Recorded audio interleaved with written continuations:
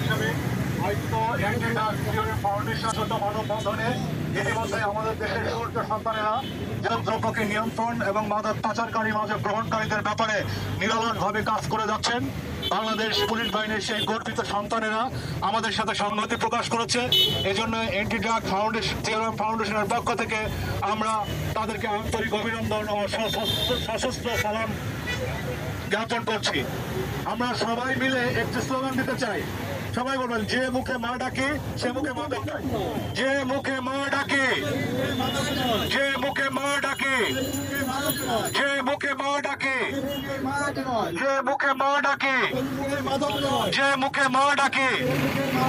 সম্মানিত সুধী, আমাদের general secretary জনাব এজেড আলম এর বক্তব্যের মধ্য দিয়ে আজকের অনুষ্ঠান সমাপ্ত ঘোষণা করা হবে।